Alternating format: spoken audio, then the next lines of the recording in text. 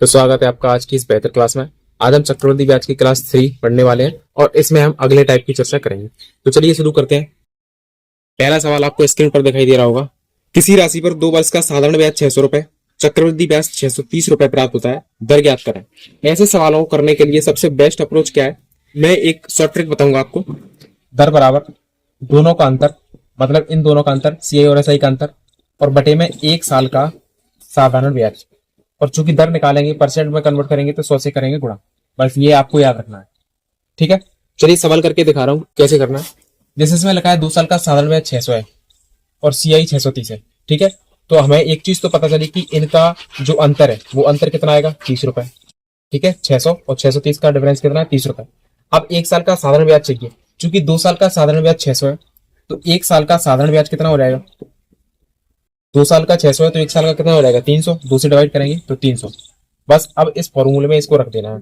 तो कैसे बनेगा अपना अंतर, यानी आर बराबर अंतर, अंतर कितना आया 30 बटे 1 साल का साधारण ब्याज कितना आया 300 और गुणा करेंगे 100 से। बस इसको सॉल्व कर लेना, आंसर आ जाएगा। एक जीरो से दो, ये 2 जीरो से 2 जीरो कैंसिल हो गया, 3 से काटेंगे 30 को, 10 आंसर आएगा। मतलब 10% इस सवाल का सही आंसर है।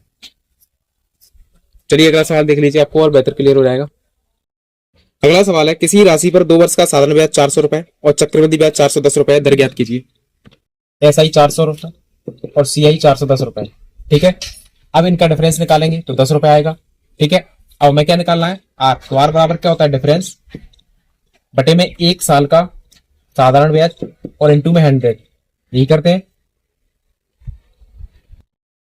तो डिफरेंस तो 10 रुपए है, 1 साल का साधारण ब्याज निकालना। उसने बोला 2 साल का साधारण ब्याज 400 रुपए, तो 2 साल का 400 है तो 1 साल का कितना हो जाएगा 200, यानी डिफरेंस 10 और बटे 1 साल का साधारण ब्याज 200 और गुणा करेंगे 100 का।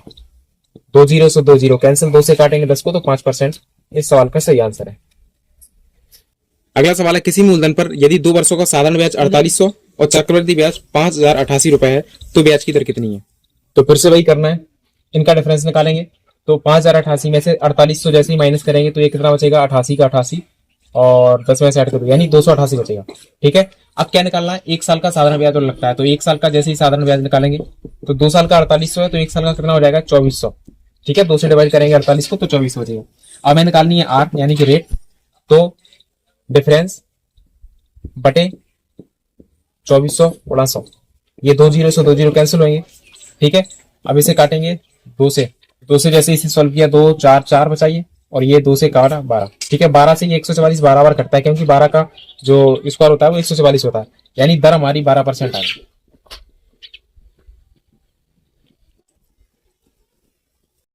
किसी निश्चित धनराशि पर एक निश्चित दर प्रति वर्ष से 2 वर्ष का चक्रवृद्धि ब्याज 2050 रुपए है और उतनी ही धनराशि पर समान दर पर 3 वर्ष का साधारण ब्याज 3000 रुपए है, तो कुल धनराशि कितनी है। अब इस सवाल में उसने 2 साल का चक्रवृद्धि ब्याज 2050 दिया है और 3 साल का जो एसआई है वो 3000 रुपए दिया है। अब यहाँ पे दिक्कत ये है कि पहले इनको सेम करना पड़ेगा, मतलब जैसे ये 2 साल का है तो इसको भी 2 साल का बनाना पड़ेगा, या फिर ये 3 साल का है तो इसको भी 3 साल का बनाना पड़ेगा। अब यहाँ पे हम सीआई को कन्वर्ट नहीं करेंगे, क्यों, क्योंकि सीआई को निकालने में टाइम लगेगा, लेकिन एसआई को बड़ी आसानी से निकाला जा सकता है। जैसे 3 साल का एसआई कितना है 3000, ठीक है। तो 1 साल का एसआई कितना आ जाएगा, 3 से इसे डिवाइड करेंगे 1000, ठीक है। तो 2 साल का कितना आ जाएगा, क्योंकि इसने 2 साल दिया है ना, तो हमको 2 साल में कन्वर्ट करना पड़ेगा पहले। तो 3 साल का एसआई कितना है 3000 है, तो 1 साल का कितना आ जाएगा 1000, तो 2 साल का कितना आ जाएगा 2000 रुपए, ठीक है। यानी अब सवाल हमारा ये बन गया कि 2 साल का सीआई 2050 है और 2 साल का एसआई 2000 है। अब इनका डिफरेंस लेंगे हम, ये आपको थोड़ा सा ध्यान रखना पड़ेगा। तो ये इनका डिफरेंस कितना आएगा, 2050 और 2000 है तो कितना आएगा डिफरेंस 50 रुपए, ठीक है। अब 1 साल का जो एसआई लगेगा वो हमने निकाल ही लिया 1000 रुपए। बस अब आर निकालना है, तो डिफरेंस यानी कि 50 बटे 1 साल का एसआई यानी कि 1000 और गुणा करेंगे 100 का, इसे सॉल्व कर लेंगे, यानी कि 5% इस सवाल का सही आंसर है। अगला टाइप है और सवाल में लिखा है 5000 रुपए पर 2 वर्ष के अंत में साधारण ब्याज और चक्रवृद्धि ब्याज का अंतर 72 रुपए है, तो दर ज्ञात करें। अभी सवाल में चक्रवृद्धि ब्याज और साधारण ब्याज दिया हुआ था, लेकिन अब सवाल में मूलधन दिया हुआ है, तो इसको किस पे निकालेंगे, मूलधन पर निकालेंगे। लेकिन इसको निकालने के लिए बस थोड़ा सा आपको ध्यान रखना पड़ेगा कि करना क्या है।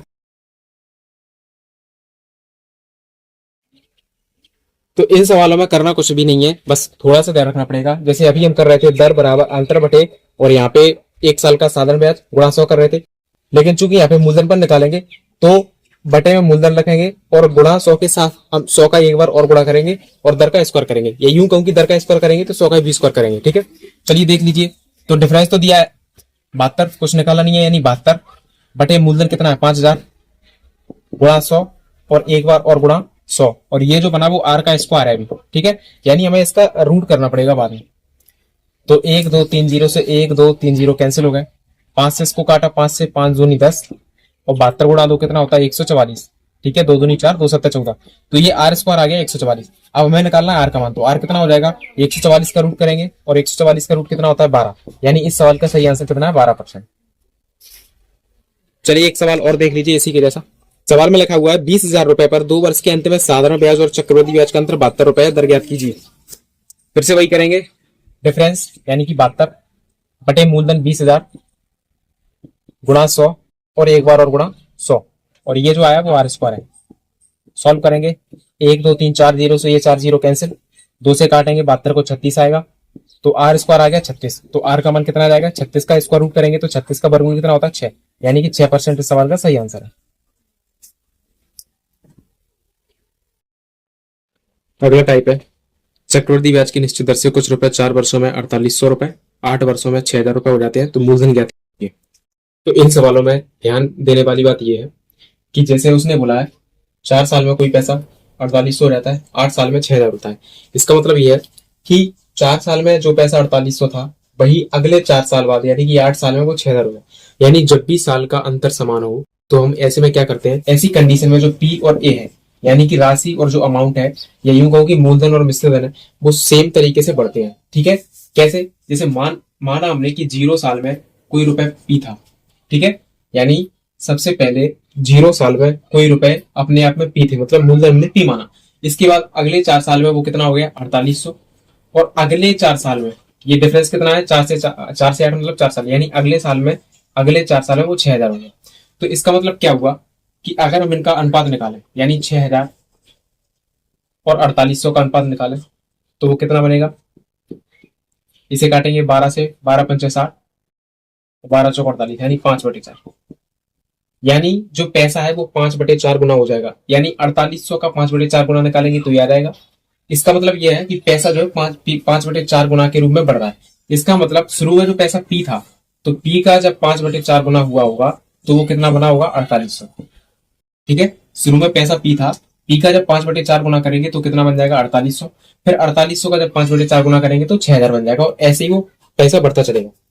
तो यहाँ पे हमें पी का मान निकालना है, तो इसका मतलब पी का मान कैसे निकालेंगे हम, तो पी बराबर इस 4800 को इस 5/4 को उधर लेके जाएंगे तो 4/5 यानी पलट जाता है ये। ठीक है, बस इसको सॉल्व कर लेना है।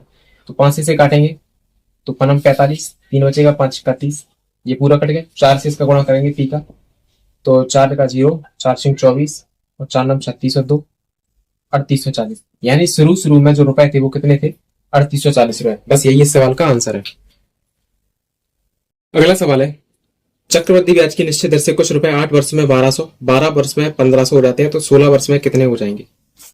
तो फिर से वही करेंगे, अगर हमें यहाँ पे देखें तो टाइम पहले 8 साल, फिर 12, फिर 16, यानी कि 8 और 4 12, यानी 4 साल बढ़ा, फिर 12 और 4 16, यानी फिर से 4 साल, यानी जो टाइम का गैप है वो लगभग सेम है। तो अगर ऐसी कंडीशन आए कि टाइम का गैप लगभग सेम है तो अब क्या करेंगे, इनका अनुपात बनाएंगे। यानी अगर हम इनका अनुपात बनाए तो 1200 और 1500 का डायरेक्ट निकाल सकते हैं, जैसे 2 0 से 2 0 कैंसिल हो जाएंगे, 3 से काटेंगे तो 4 12 तो 5 15, यानी 4/5 बन जाएगा। ठीक है, लेकिन अगर ऐसा ना बनाना हो तो अपन क्या कर सकते हैं 1500/1200 सॉल्व करेंगे, 3 से काटेंगे 5 15 और 3 से 4 12, यानी 5/4, यानी जो पैसा है वो असल में 5/4 गुना हो रहा है। यानी जब 1200 का 5/4 गुना करेंगे तो ये आ जाएगा, और इसका जब 5/4 गुना करेंगे तो यहाँ पे जो भी आएगा वो आ जाएगा उन्हें। तो हमें क्या करना है, ये वाला निकालना। तो यानी 1500 का जब 5/4 गुना निकालेंगे तो ये आ जाएगा।